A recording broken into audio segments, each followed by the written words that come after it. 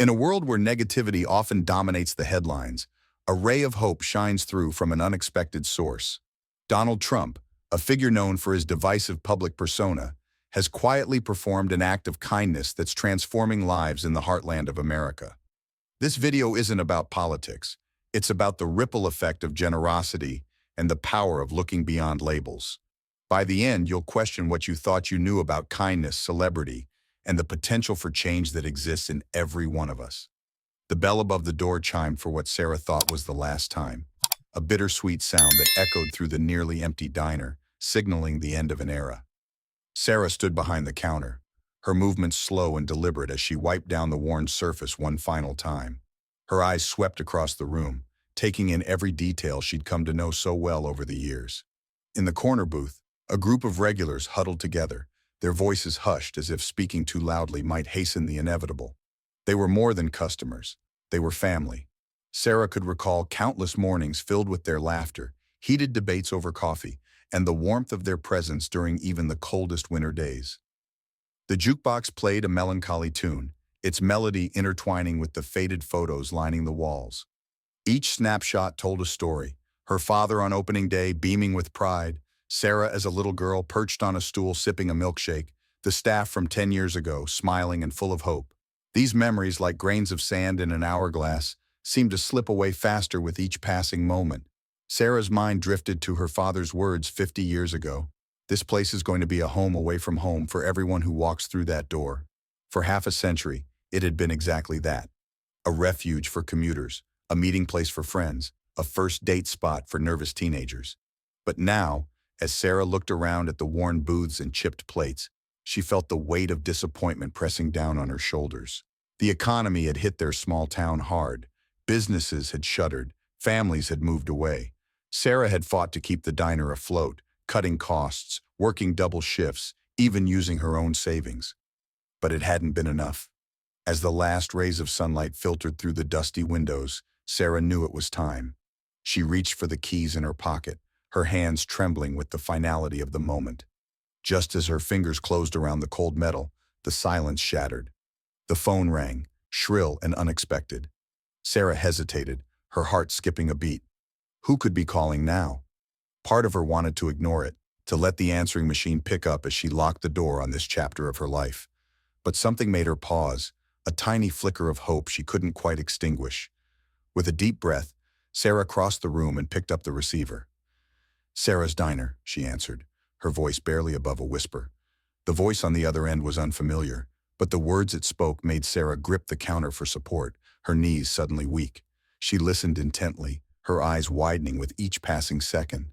The regulars in the corner booth looked up, concern etched on their faces as they watched the color drain from Sarah's cheeks.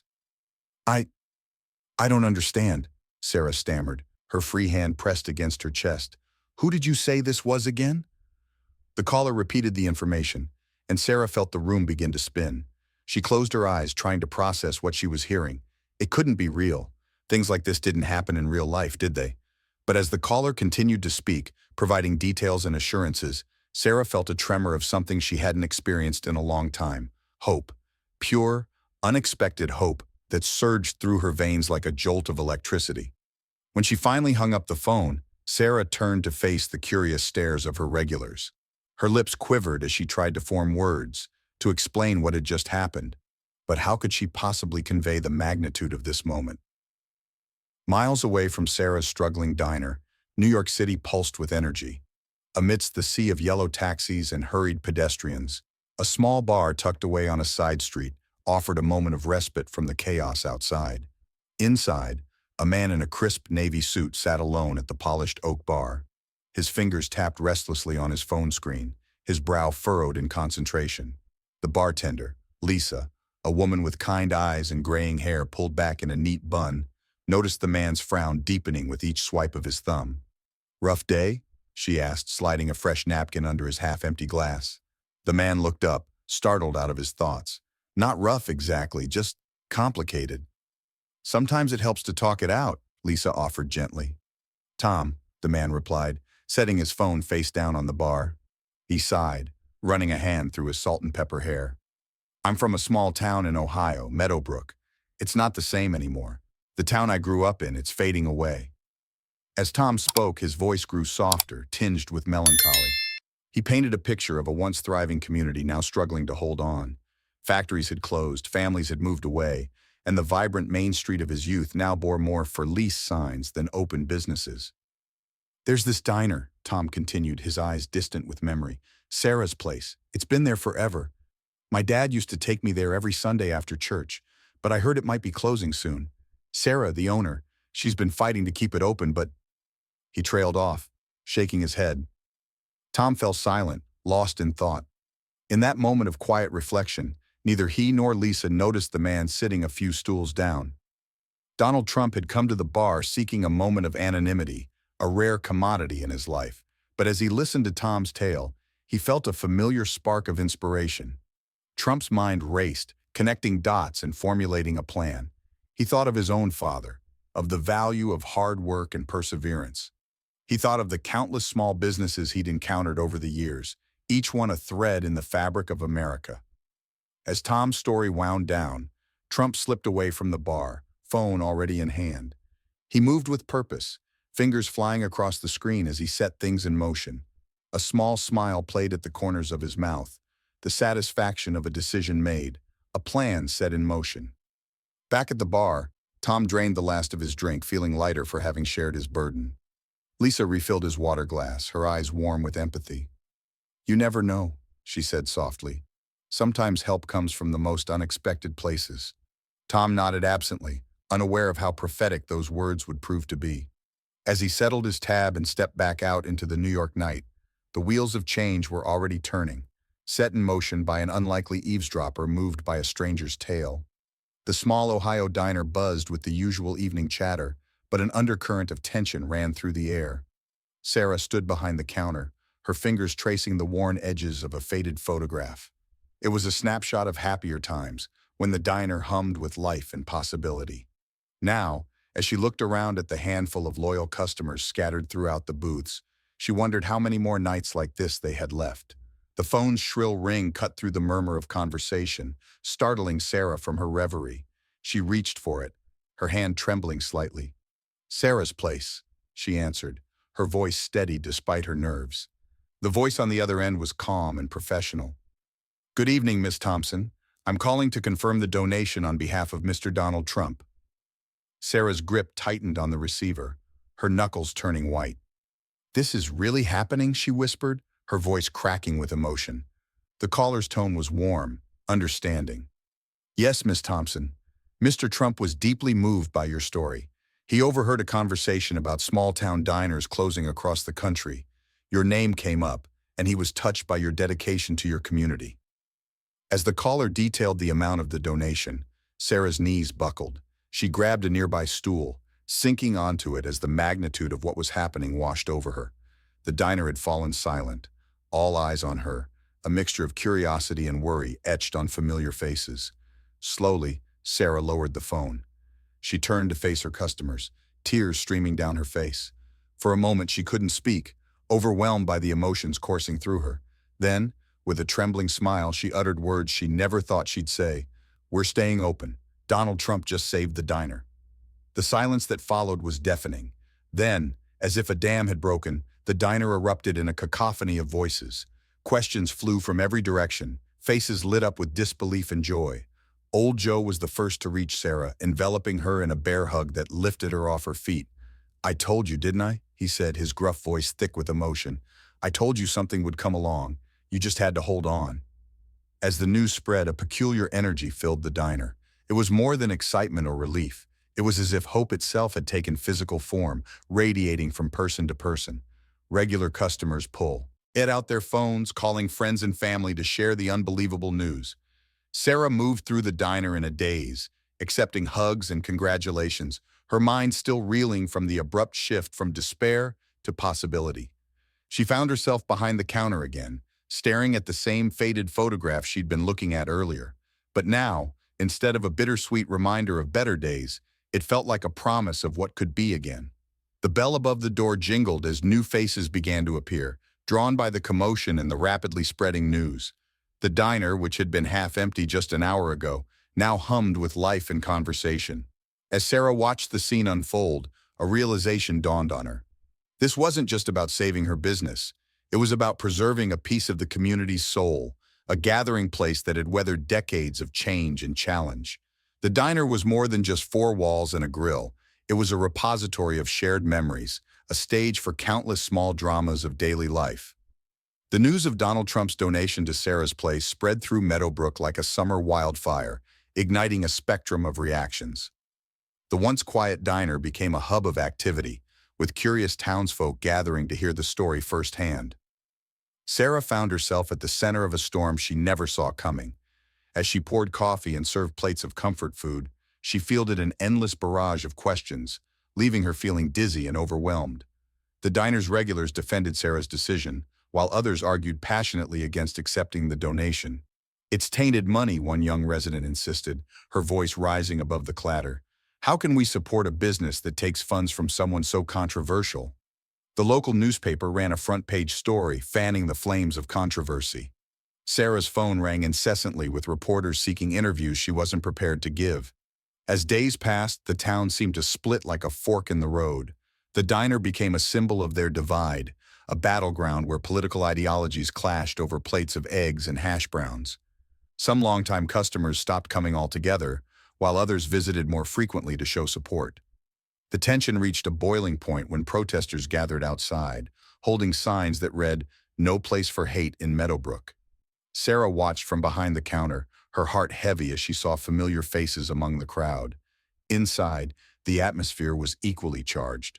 A heated argument broke out between two longtime friends, their voices rising until Sarah had to step in. "Please," she said, her voice trembling, "this is still a place for everyone. Can't we just enjoy a meal together without all this fighting?" The situation came to a head at a hastily organized town hall meeting. The community center was packed, with people spilling out into the parking lot. Sarah sat in the front row, feeling every eye upon her as the mayor called the meeting to order. The air crackled with tension, a low murmur of anxious voices filling the room.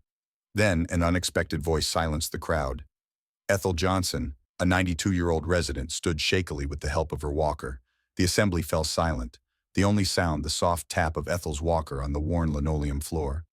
"I've lived in Meadowbrook all my life," Ethel began, her voice quavering but clear.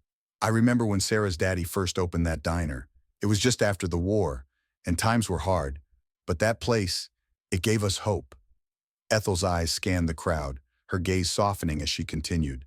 "Now, I don't know much about politics, but I know about community. And that diner, it's not about who gave money or why. It's about us, all of us. It's about having a place where we can come together, even when we disagree, especially when we disagree." As Ethel's words sank in, something shifted in the room.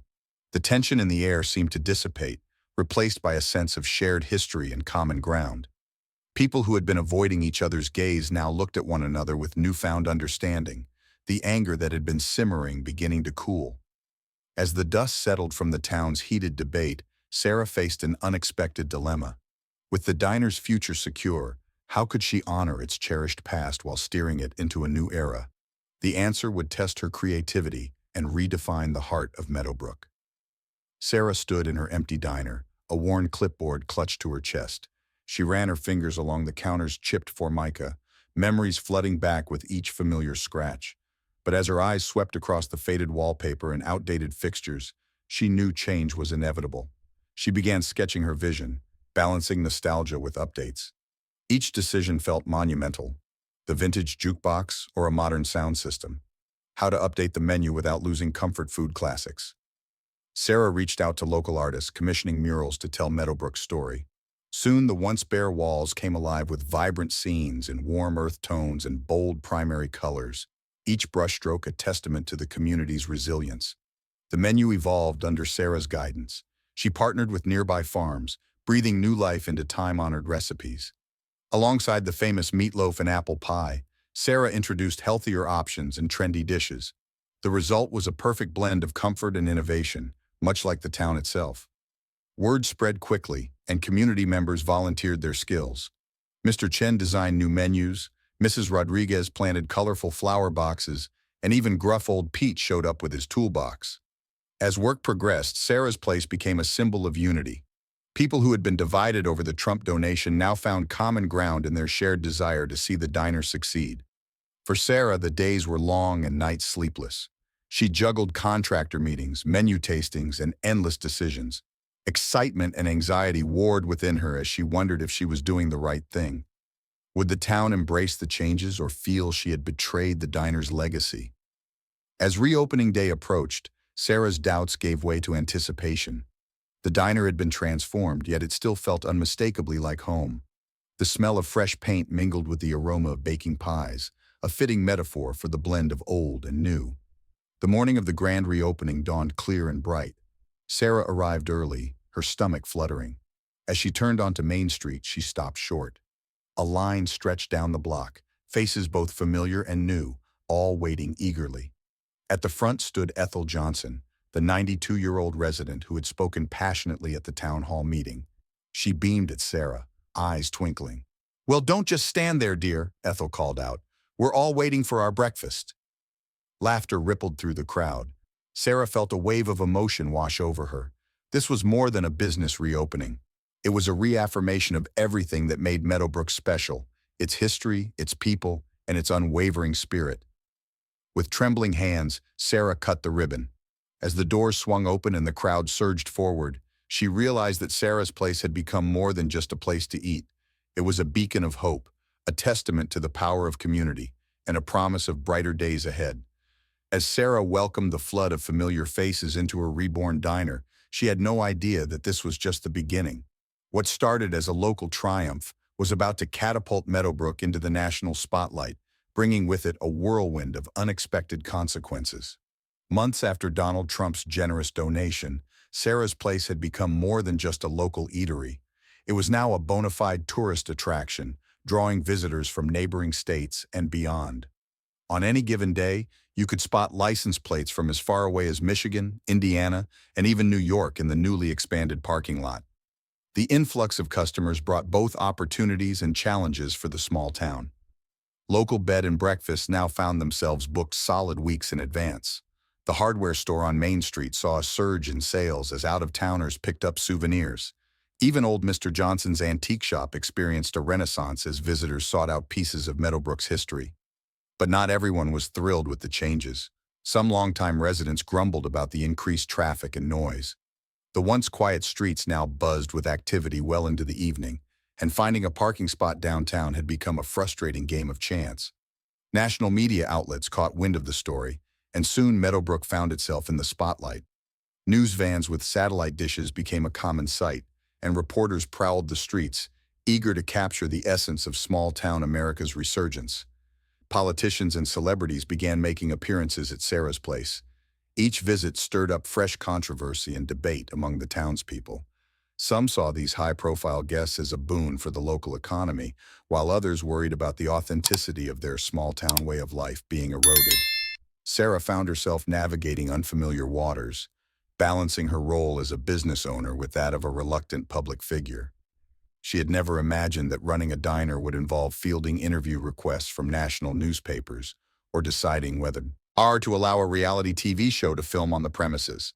The town grappled with its changed reality, holding heated debates at council meetings about how to manage the influx of visitors. Some advocated for embracing the tourism boom fully, proposing new hotels and attractions. Others argued for preserving Meadowbrook's small-town charm.